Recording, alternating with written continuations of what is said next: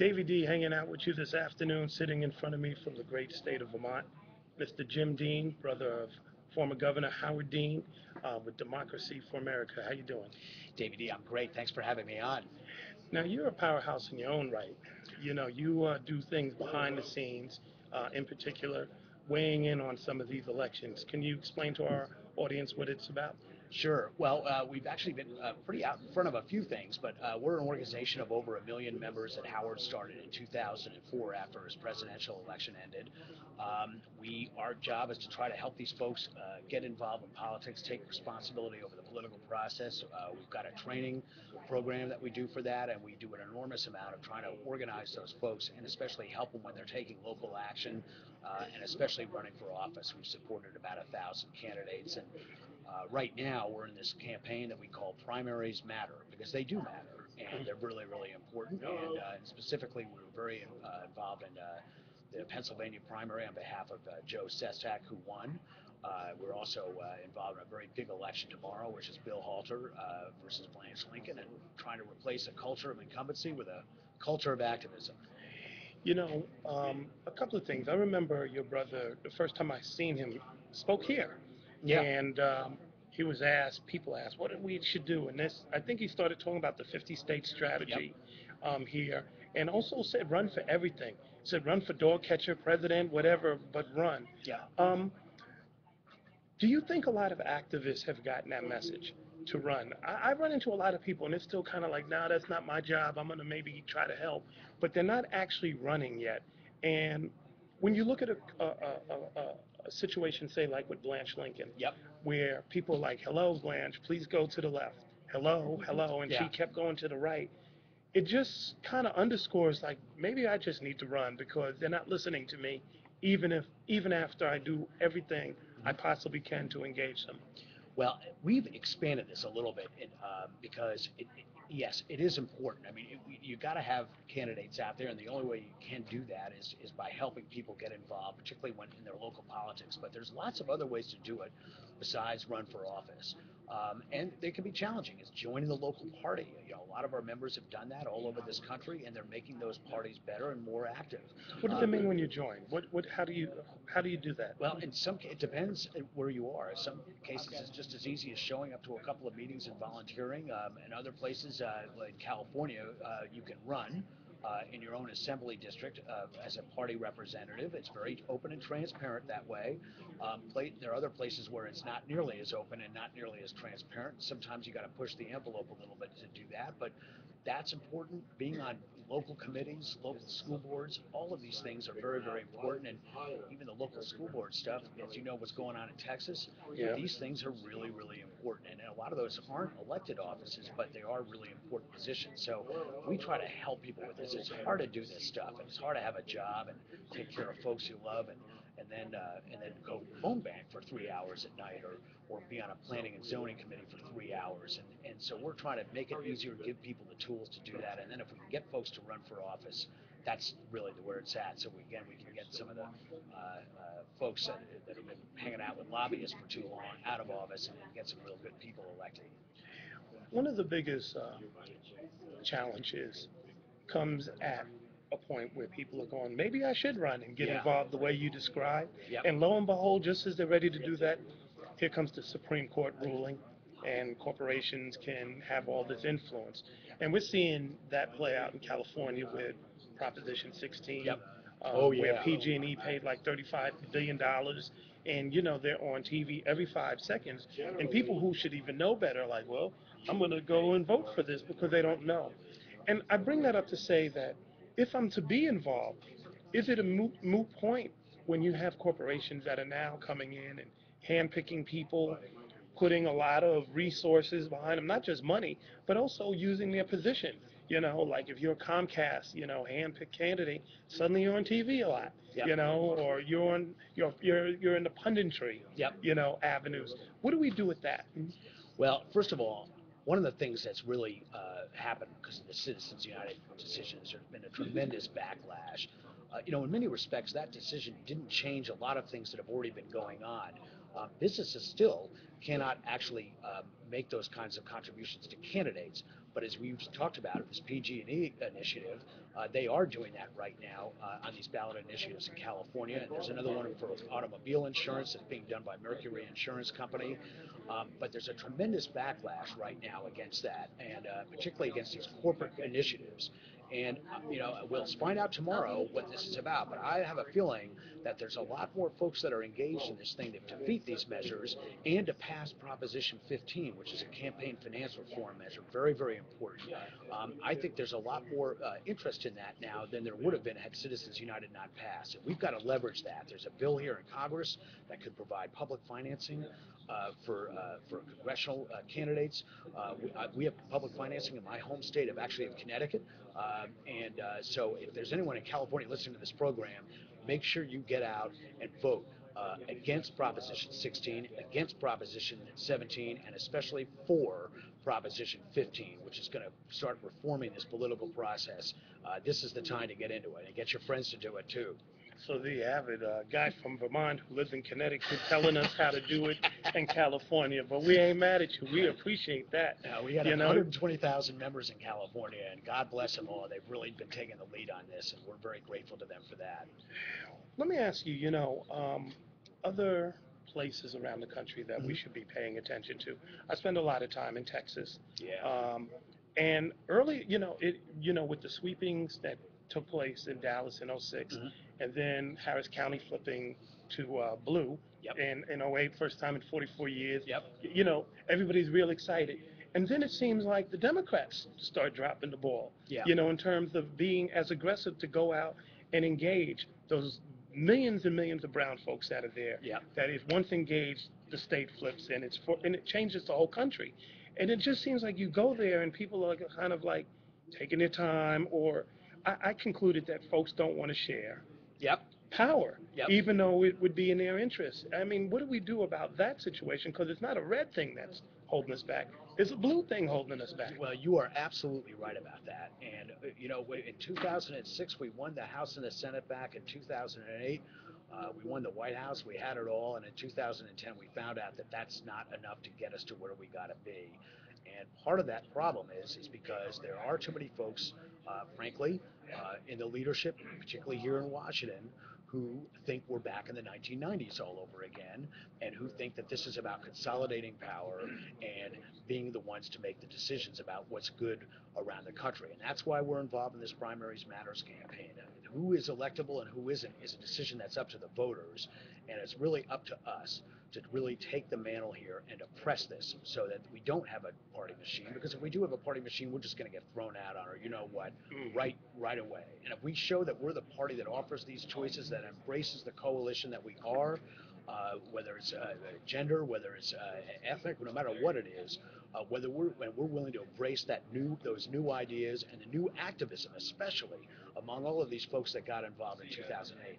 If we do that, if we party that empowers, we'll be the party that's in power. But you are absolutely right. We've got to be careful about this, and I hope the folks in Texas are going to be active in it. I think to hear you say that you're running into that brick Yeah. wall is, I guess, enlightening to go, okay, it's not just us. No. It's not me just seeing Yeah. it, but you're running into this as well. Yeah. But with that being said,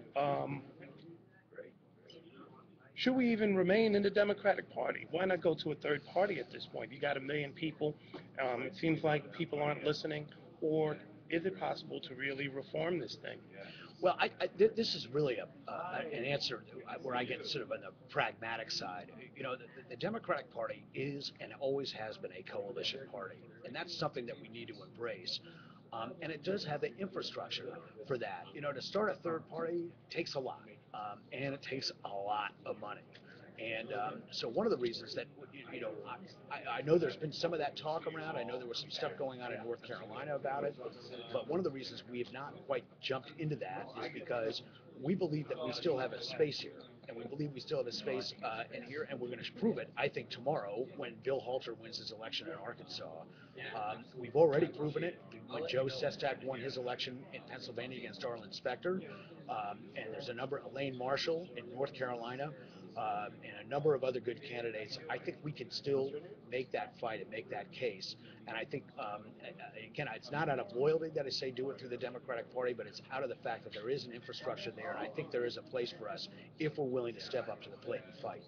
Is the White House talking to you all? And I ask that because, first, I don't think your brother got the credit that he deserves Yeah. for the 50 state strategy. And I felt, personally, should have been somewhere in the mix, and I'm like, really? Like, okay, how's that not happening? But, that's politics on one end. Yeah. But now you're on the grassroots and you're doing these things and successfully. So I would think that people would be knocking on the door and saying, let's have a conversation and let's start helping you with some of these things. Or are they really, or are people throwing up roadblocks? Well, I don't know if anyone's throwing up roadblocks. The White House has to pay attention to the incumbents because they don't know who's going to win these races, and so I don't begrudge the president for making the endorsements he's made in these primaries. I think that at this point, on this particular issue, we don't agree on these candidates. I think he will understand that when Bill Halter gets elected. He will understand that when Joe Sestak gets sworn in as senator, that he will have a far higher quality Democratic caucus to work with than he had during the health care debate. So, but we still got to keep fighting for it. And I think again, we're a big enough party to withstand this, to embrace this rather than try to avoid it. In Howard's case, he has, he operates independently of DFA a little bit. He works with us. He works with us very hard on health care. And I think one of the things that he said is, if I'd been part of this team, and they did leave his friends on that, but he did note if I had been part of this team, I would not have been able to advocate for the public option the way he did. I wouldn't have been able to advocate for the expansion of Medicare as he was doing during the health care debate. So I think it's turned out for the best. I think in many respects, and I think he feels this way, that if he's going to really try to change this country, sometimes it's better off not being in the administration. And that's not against the administration. If you join him, you got to toe the line, and that's expected, and we all get that. And if you're going to push the envelope, you're better doing it from a different approach. Marching orders for the people that are listening, above and beyond the primaries, but coming into 2010, Yeah. what are some of the game plans that you think people can practically take? Well, first of all, you can always look up our training because we've got a lot of the material that's just on our website, democracyforamerica.com. And while we do weekend trainings all over the country, we also have an online component that's worth looking into, and that's going to be helpful because it may take you half an hour to go through this stuff, but it's going to save you about 3 or 4 hours later when we really need you to be active and really need you to be effective on the behalf of candidates.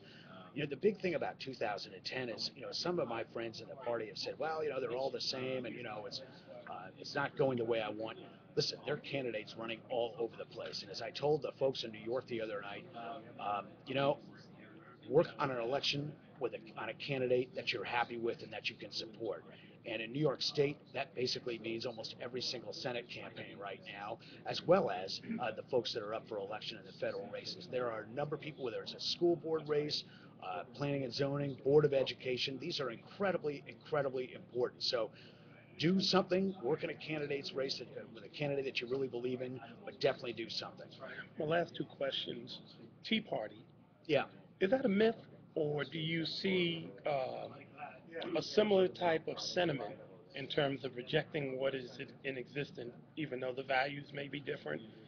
How do you view, what they've been about? Well, I think it's hard to tell because some of this Tea Party stuff is corporately funded and corporately driven, and then others is frankly an honest, very honest expression of frustration. At some point, um, we haven't seen the kind of effort for people to be responsible over the process, which you have to do. It's always easy to bitch and moan about everything, but you got to get in there and do stuff if you're going to do that. And I don't think we've really seen that from the Tea Party stuff yet. We may see that a couple of years from now, or even a year from now, or less than that. And when we start seeing that, actually is the same thing. I believe in citizen control of government, and we may see, frankly, a lot better kind of discourse between the left and the right, and Republicans and Democrats than we've been seeing for the last 8 years. So I'm optimistic about it. And then the last question, urban America Yep. played a big role for Barack Obama to Yep. get in. It's the key to turning Texas, obviously, Yep. and Dwight just pulled out his Houston vote. He Yep. wins. So, there's a lot of power in that. But one of the big ingredients that took place in '08 seems to be missing, and that was the role of media. A lot of those urban stations talk politics day in and day out during the election and haven't done so since. No healthcare conversations, Yeah. no finance reform, no TARP, none of that Yeah. stuff ever gets talked about. And it went back to business as usual, fun and games, gossip, and disappeared. Meanwhile, on the right, they have these media machines that are constantly at it. I haven't heard a strategy, definitely from the administration, but even on among us on the progressive side, as to how we have, well-heeled juggernauts that continuously go. I know we have an MSNBC, but that doesn't talk to the urban Yeah. folks. We had Air America, it's gone, but there doesn't seem to be this continuous engagement for a large swath of the population that I think politically naturally fall in line with some of the values that progressives and left leaning folks are advocating. Well, you could say that about both urban and rural media right now. And the big operative word I think that you said is engagement. And that's why I'm glad you're doing what you're doing because, frankly, you're right, especially in corporate owned media.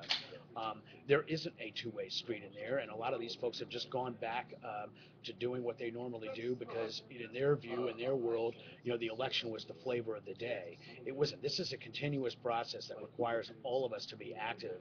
So you ought to be calling into this show into Davey D's show, but you ought to be really pushing the stations that you're loyal to, and especially the community media. There's a lot of that out there. We have a great station in Bridgeport, Connecticut, WPKN, next to where I live. It's publicly funded. Does a great job about talking to the issues, and they'll do what we ask them to do because they'll do what the listeners ask them to do, the same way that DFA does what its members ask them to do. And if we can get into that kind of thing, the more of us that are engaged in that, the better off we're going to be. But it's really going to be up to it's a two-way street. It's not just your show; it's also the folks that are listening to it. They've got to support what you're doing and be more supportive of the effort that you're making. So we have to be involved in Yeah. media the way we are with campaigns. Yep. Absolutely. It's absolutely correct. It's our community, so we make it what it is. We've been talking with Jim Dean. I'm going to give you the last word. You could tell people from Atlanta to Seattle what they ought to be doing as we get ready to head on out into these primaries. Well, most of all, as I alluded to earlier, get involved in a campaign, get involved in an issue locally, get involved in an issue federally, but get involved. I mean, that's the big, big deal. Again, we know that's real hard to do. You can find some tools in our organization at democracyforamerica.com. You can find stuff being done in your local community organizations. However way you do it because that's the key to making this happen. That's the key. If you want change in this country, it's going to be on us to make it happen. Barack Obama is not going to do it all by himself.